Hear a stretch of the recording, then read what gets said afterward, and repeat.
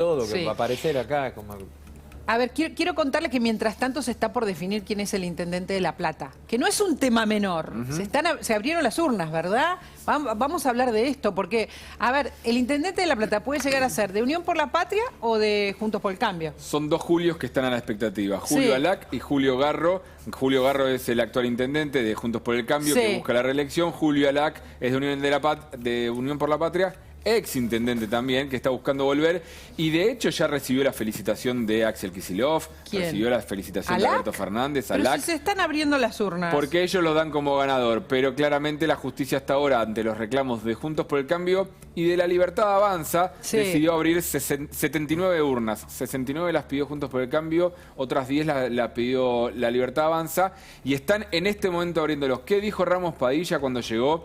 Esto viene lento, no intentó calmar las ansiedades, dijo no, quizás no se resuelve hoy, quizás se resuelve mañana, hay que abrir urna por urna, y empiezan a aparecer cosas raras en algunas. Ya Por empiezan a ejemplo, haber irregularidades, como por ejemplo, las urnas, lo que vale sobre todo la urna es el acta de recuento de votos que está adentro, pero adentro Sí. tiene que haber también los sobres y las boletas. Sí. No es que se tiran a la basura, va todo adentro de la urna. Bueno, abrieron una urna, por ejemplo, y estaba llena de sobres y ninguna boleta.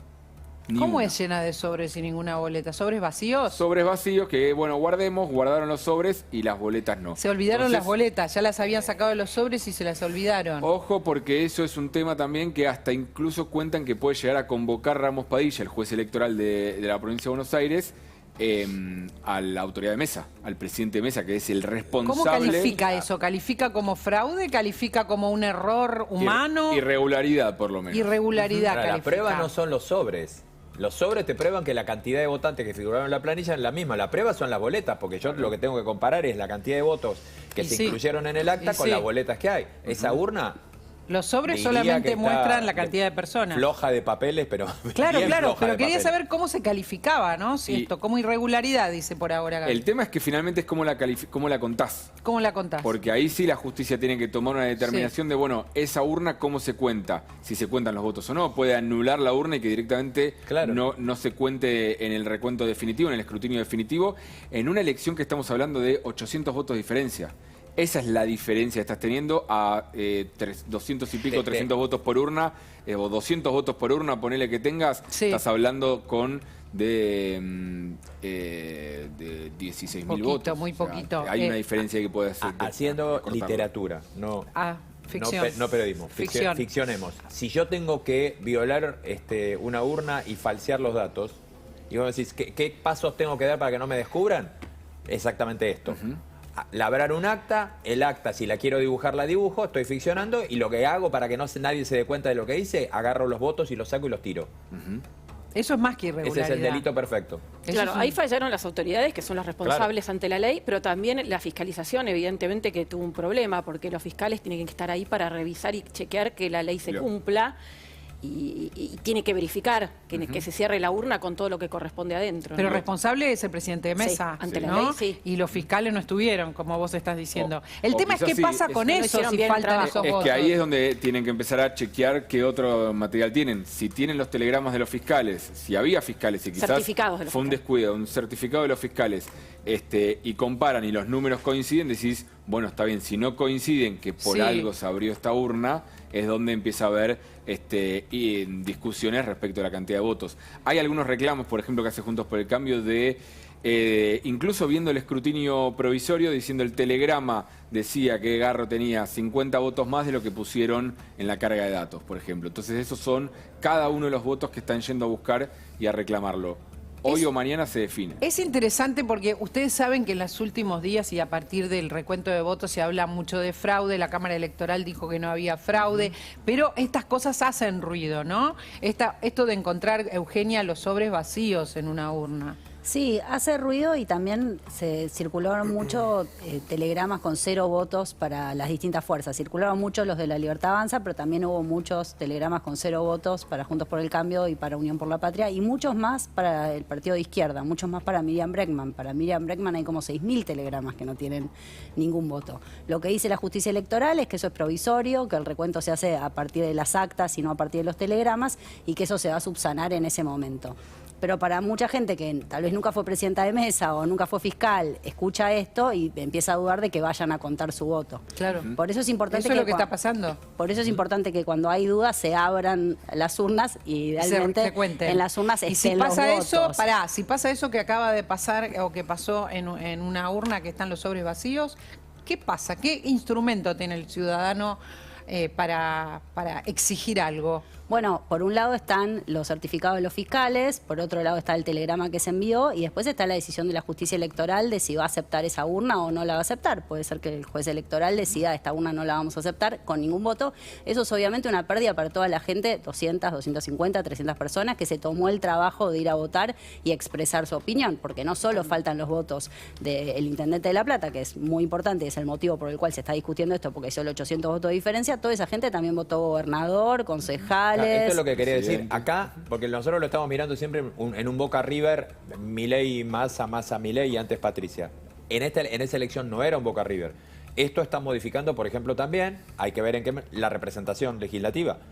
Estos votos que no aparecen se debieron computar también para la elección de diputados, la elección de senadores en la provincia que correspondiera, la elección de concejales en el municipio que correspondiera. De hecho, en el caso, todo el sistema violentado. En el caso de La Plata es determinante esto que dice Rubén, porque si gana Unión por la Patria en la sección octava, que es La Plata, se lleva un senador, si lo pierde, se lo lleva Juntos por el Cambio, que es lo que termina determinando si hay empate en el Senado de la Provincia de Buenos Aires o si logra tener mayoría Axel Kicillof, que no la tuvo hasta ahora, lograría tener mayoría en el Senado. Pasó algo similar en San Juan, que hubo reclamos por abrir las urnas y terminó habiendo un senador más para Unión por la Patria, lo que le dio casi quórum, no quórum, pero casi quórum Unión por la Patria en el Senado. O sea que los reclamos tienen efectos muy reales. Sí está claro, déjame aclarar que urnas con 0 votos para candidatos existen siempre. Siempre, o sea, ¿no? A ver, si vos vas al interior profundo de Santiago del Estero, uno tiende a creer que es posible que Juntos por el Cambio, que suele irle mal en Santiago del Estero, no tenga ningún voto en un pueblito del interior de Santiago del Estero. Lo que llama la atención en esta elección es que Milei consiguió traccionar votos en lugares muy alejados de los grandes centros urbanos, sin la fiscalización necesaria, y que de golpe en una haya y en otra no haya votos, eso llamó un poco más la atención. Sí. Lo que demuestra que siempre la clave en este sistema electoral que tenemos es tener fiscales en todas las mesas. Eso es lo que dice María, insiste María, y por eso hay una campaña, ¿no?, buscando fiscales ahora. Sí, hay una explosión de gente que quiere fiscalizar. Sí. Después hay que coordinarlo y no es fácil eso tampoco, ¿no? Que sea gente independiente, que quiera la transparencia y que después se asigne, porque tenés que tener un poder para poder fiscalizar por una determinada fuerza política. Y los fiscales lo que tienen que hacer es verificar que se cumpla la ley, que se hagan las cosas, que no falten boletas de la agrupación. Es un sistema de votación que tenemos que es totalmente anárquico, viejísimo, que da para fraude, que es carísimo, no solo por la impresión de boletas que hay que hacer, sino por la cantidad de trampas que se pueden hacer. A diferencia de lo que es la boleta única, que hay en muchas provincias que las elecciones locales la tienen de esa manera y que cambia por completo, que además permite elegir mejor, porque el corte de boleta la gente ahora no se va a definir en el balotaje, pero cuando hay corte de boleta la gente le da miedo equivocarse, que el voto se anule, y todo eso se subsanaría con la boleta única papel, que tiene media sanción y quedó durmiendo en el Congreso. Da para fraude, dice. Da para fraude además, este sistema. María acaba de mencionar algo que parece... En la forma parece una colaboración y es un gran peligro, y es filtrar los fiscales que se ofrecen para colaborar con la fuerza. ¿Filtrar los nombres? Filtrar los nombres. ¿Cuál es el problema con eso? El problema es que los partidos tienen que saber que la gente que se acerca a colaborar son absolutamente, y esto lo estoy diciendo yo, lo saben, que son gente conocida, porque ha habido casos, y acá sí no estoy ficcionando, ha habido casos en los que se han acercado colaboradores a los partidos para fiscalizar y en realidad han mandado por otros partidos. Entonces, ¿qué pasa? Yo pongo un fiscal en una mesa creyendo que es alguien que vino a colaborar conmigo y en realidad es alguien que está fiscalizando o ayudando al fraude de la fuerza contraria. Esto en la provincia de Buenos Aires ha pasado muchísimas veces.